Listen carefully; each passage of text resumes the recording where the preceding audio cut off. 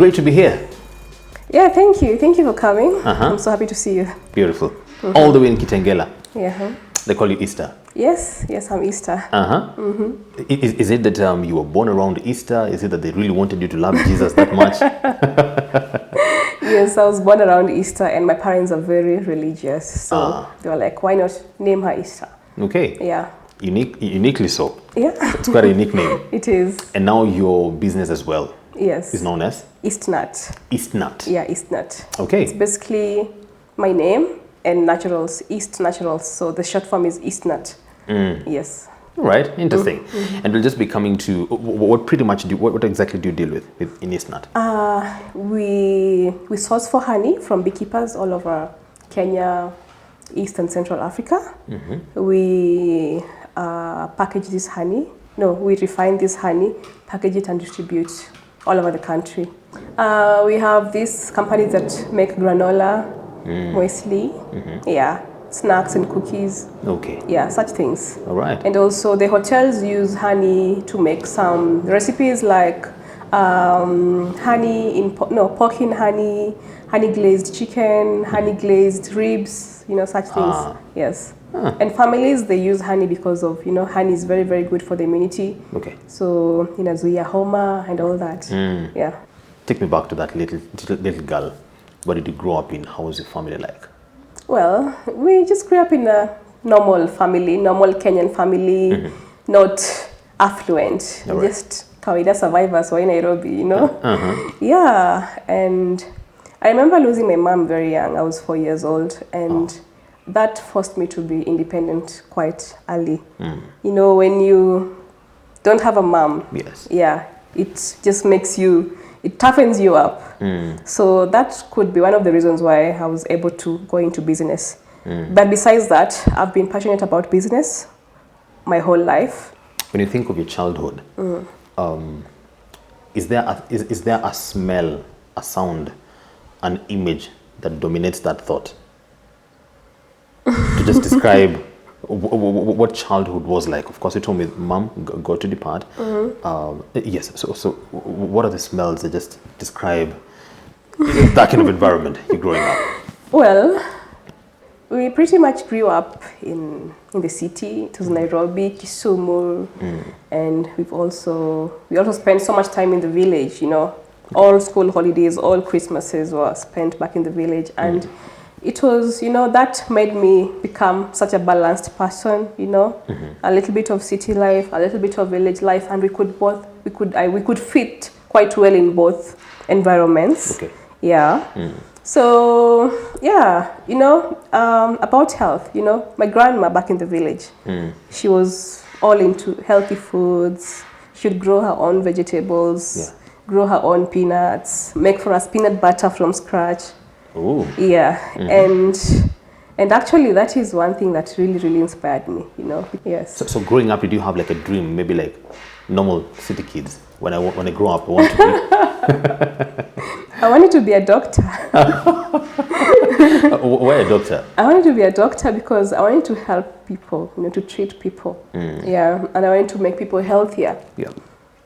Okay. Most medical facilities, they focus on the symptoms. Yeah. Yeah. They don't really look at what causes this disease. Yeah. So if I had become a medical doctor, I would be a different kind of doctor, one that would, advocate for lifestyle change in order to avoid disease, not just taking medicine to cure to suppress the symptoms. Yes.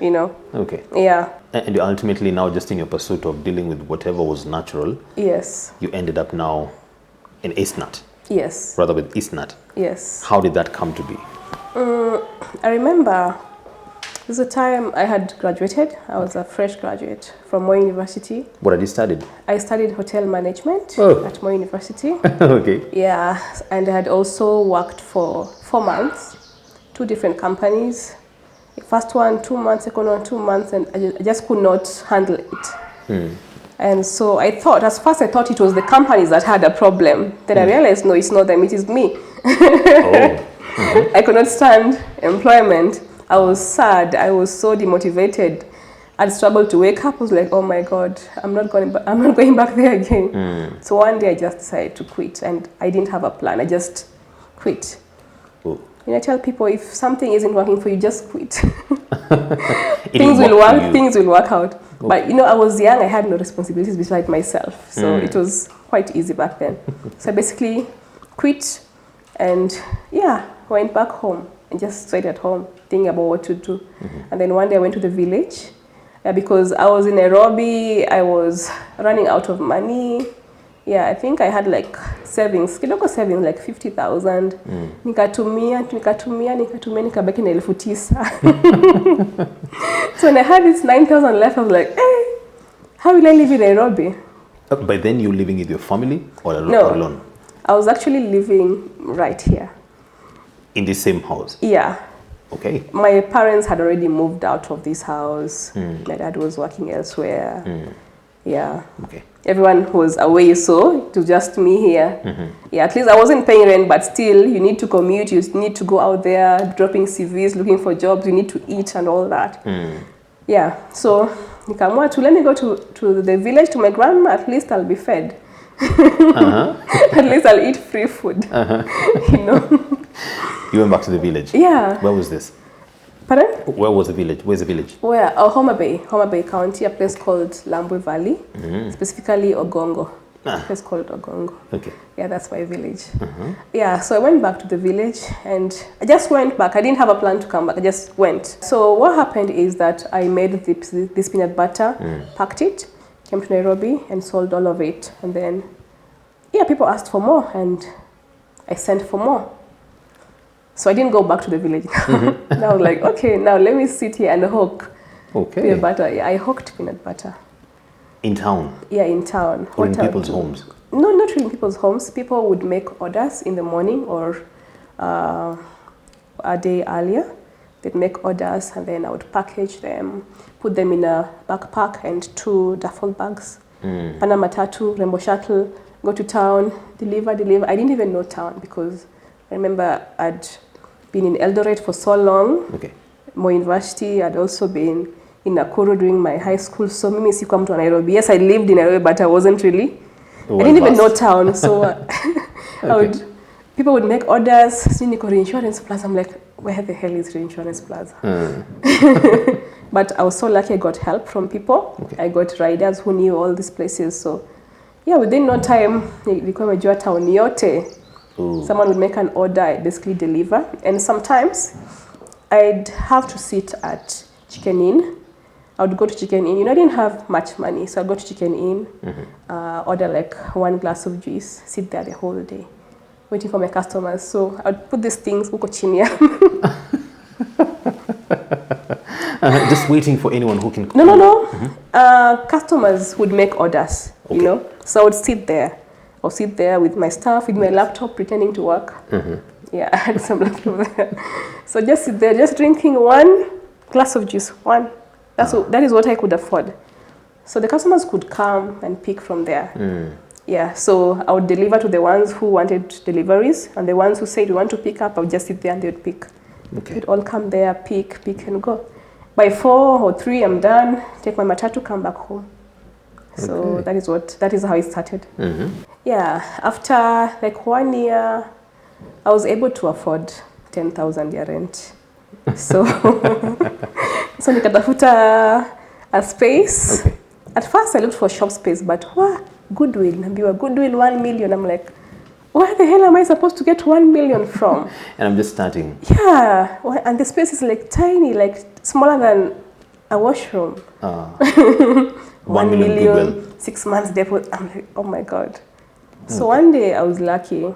I got a space at a building in town, Mageso Chambers, worth 10,000. And I told my uncle, thank you so much. You really, really helped me. And I think now it's time to leave your office. Now, given that pretty much your work now needed you to be good in terms of your customer relations, you're coming from a place whereby you were in hospitality? Yes. All right. Did marketing come natural for you?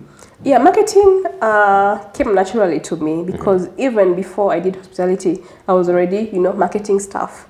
the biscuits and the sweets, you know, back in high school. Yes. Yeah, so this is something that I would say is inborn.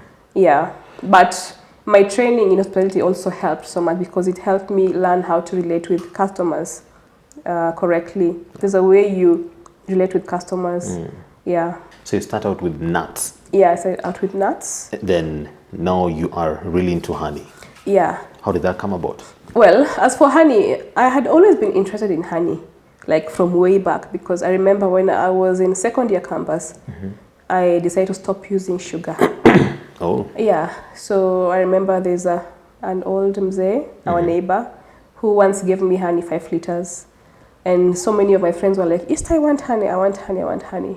But going back to the village to look for whoever sold to him, the person was not there. So that dream kind of was shelved at that point. Okay. Then now when I came back, now when I started doing peanut butter, clients were like, we want honey as well. So I went back to the village again to look for that person. Nilitafuta sikupata. Then one day I just bumped into a farmer who had honey in bulk. In the village?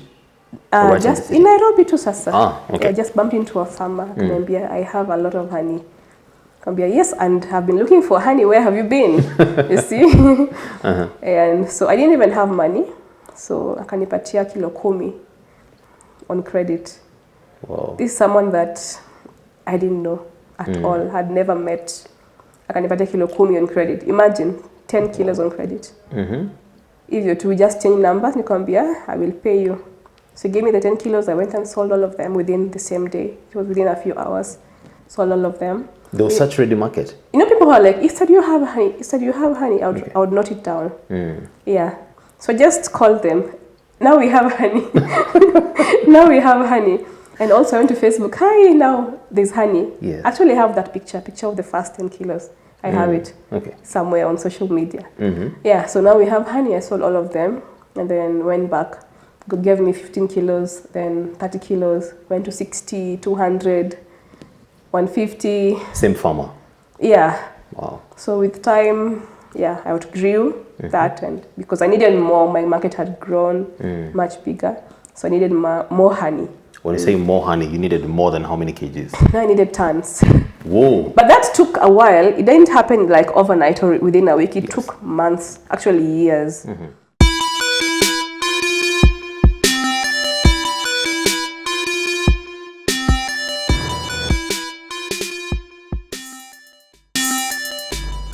In up to 2018, yeah, I was just selling maybe 200 kilos of honey a month, 200 or less. Okay. Yeah, and then 2019, I started getting people who would ask for 5,000 kilos. Oh. Yeah, 6,000 kilos every other month.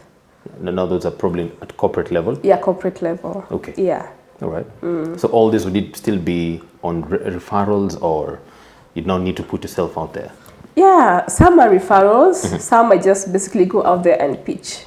Ooh. You know, you just go out there, go to a restaurant, tell them I do this and that, or go to a manufacturer. Yeah. All right. But some of these corporates, some of them also come from social media actually, because they have their people on social media. If someone is looking for honey, if there's a company looking for honey and they have maybe their procurement manager there, you just get a call. Hi, we are this company and we're looking for honey. Can you supply us? Explain to a layman. How would you tell good honey? Okay, so most people do not understand honey and are very misinformed. They believe that honey should look in one particular way, taste in one particular way, or, you know, just have one particular color. But that is far from the truth. Okay. Honey comes in different colors. You can have honey that is as light as water in color, or as dark as charcoal, and everything in between, you know. Yeah, and also you can have honey that tastes fruity, flowery, some are bitter, some are slightly sour, some even smell pungent, you know, very, very, very bad. And this all depends on the source of nectar. Can you imagine all these flowering plants that we have? Yeah. Mingi sana. And bees get nectar from them. So why would we expect honey to look and taste and in one particular way. It's not really possible. Not possible. So, but there are methods you can use to know whether that honey is good or not. Okay. For example, you can look at the moisture content of honey. According to KEBS, the moisture content of honey should range between 16% to 22%. So if you get honey that has that moisture content, it means it is mature honey. But most of our customers, they prefer between 16 to 18.9, because when the moisture content is within that range, it is thick.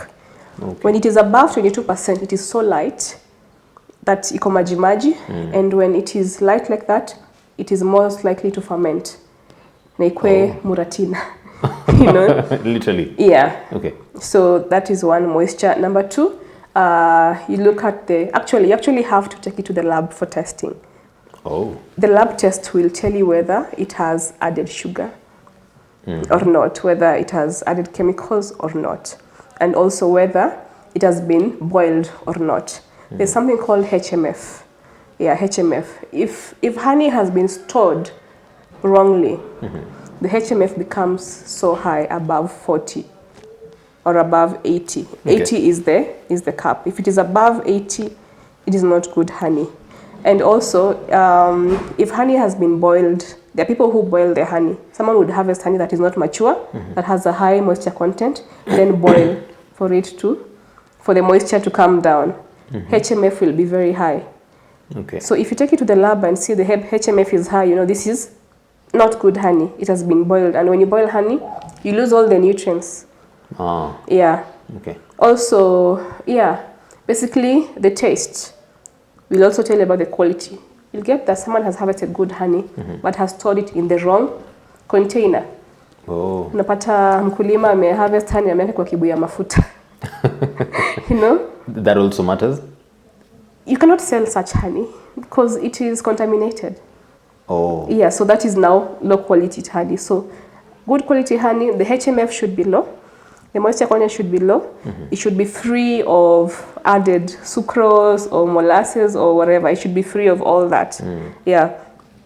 And when you take this honey to be tested at the lab, they test for the moisture, HMF. They look for microorganisms, some bacteria, E. coli, etc. They also check the density. Okay. If the honey is not dense, it's also not really mature. And the higher the moisture, the lower the density as well. So, yeah. All right. And so all this was self-taught, or you had to go back to school at some point? When you're in business, you have to learn on the job. You have to learn. So most of these are self-taught. Wow. If you bring honey to me right now, trust me, myself as Easter, I do not need to take that honey to the lab. I do not need any test. Itaonja and I'll tell you this is good honey or this is bad honey. Okay. So sometimes I go to the field to buy honey myself. Even 200 vibuyus, that is about 6,000 kilos. Oh. I'll test each and every of the vibuyus. I'll say ini mbaya eka kando ini mzuri eka ini mbaya mzuri ini mbaya ini mzuri. You can tell. And if I bring those honey to Nairobi and take them to the lab, they will all pass. Because we have clients who insist we have to issue them a certificate of analysis. So we do that. Na honey nimechagua mwenyewe, haiwezi kuwa mbaya. Haiwezi, as in there's just no way it can be bad. Okay. Yeah. So tell me about what you have here at the moment. Where do you source it from? Currently, the honey that we have here, some of it is from Nandi and some of it is from Baringo. Yeah. Nandi and Baringo. Yeah, Nandi and Baringo. All right. Any that you have to get from outside Kenya? Right now, I don't have any. We usually get from Uganda once in a while. At the very, very dark honey, it is very pungent smelling. Ile yenye it smells strong, but we have clients who say, Easter, that is the honey that I want. If you do not have that honey, I'm not buying any other honey from you. People have preferences. Okay. The people who love that honey, the people who don't like it at all. Yes. The people who like the Baringo honey only, people who like the Nandi honey only. So people have different tastes and preferences, and even though these honeys are different, one person liking it does not mean it is bad. Okay. It's just an issue of preference. Sure. Yeah. All right. And in that case, do they get to fetch different prices? At the moment, no. Okay. At the moment, no. But when I get a particular type at a very high price, sometimes I just, price it a little bit higher than the rest. But that hardly ever happens. Okay. All right. What is the best advice someone has given you in the course of now your journey to now where you are at the moment? Back in the day, I was told that I should be a mountain climber and not a green grazer. The difference is mountain climbers, the goal is to get at the top of the mountain, but the journey is so hard, but you stick to it. You don't tapakai. Kiswahili ni ngumu. Yeah. Okay. Green grazers. Today they'll have they'll see a very nice opportunity here, right? Alafu they'll use it up, itaisha, waende kwa ingine, hiyo nyasi ikue brown, waache waende kwa ingine. Instead of watering their grass, they're jumping from one thing to another. That is why no matter how difficult business gets, I stick to it. I stay focused because I know what my goal is. I know what my objectives are, and yeah. All right. I know I will get there if I stick to it. Yes. Do you want to do anything else with your life apart from what you're doing currently? Okay, at the moment, besides selling honey, I coach people on how to live healthy, how to lose weight. Personally, I've lost a lot of weight. I gained, then lost. So as I lose my weight, as I improve my life, I also help other people do that at a cost. Okay. Yeah. And yeah. At a cost. Yeah. So besides selling honey, I'm a health coach. Yes. Okay. Good stuff. What would you tell someone who is just beginning and they probably are looking at it as just a mere hobby? How would you, what would be your advice to someone who would want now to turn just a mere hobby or an area of passion to now monetize it? Most people suffer from imposter syndrome. There's something that you want to do, but you're like, if I charge people for it, will they really buy it? You feel like you're not equipped to, you don't have enough skills to give a product that can be bought by someone, or a service that can help other people. Yes. I tell people, just start from where you are. Nobody is born a professional.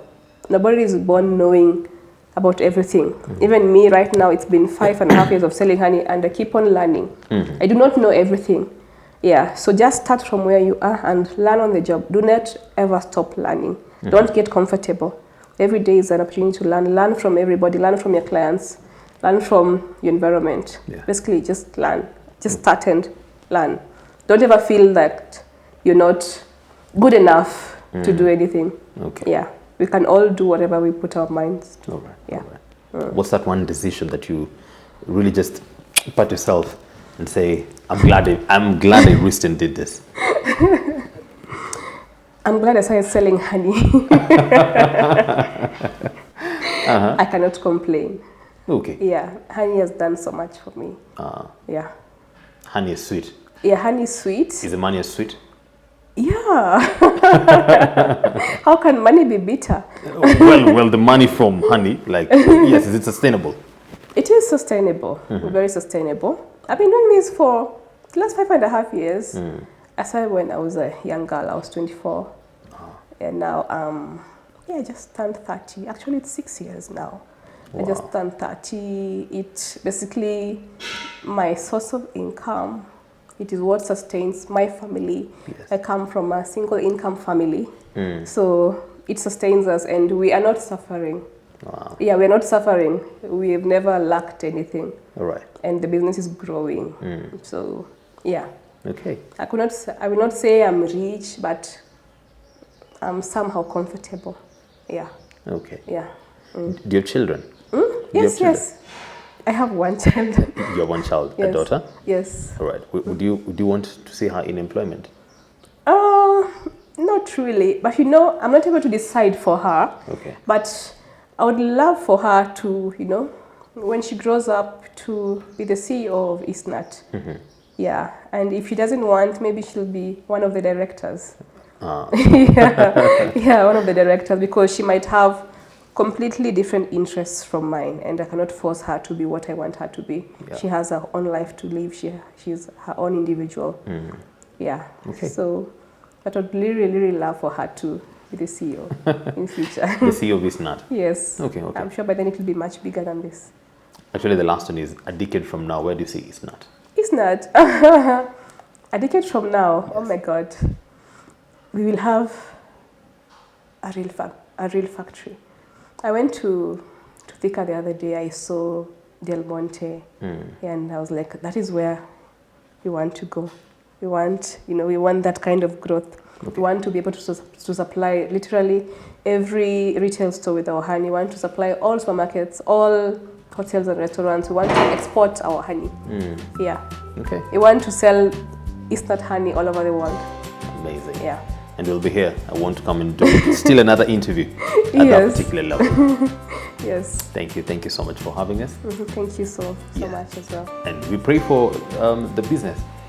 Truly trusting that it will get to just gain its wings as well.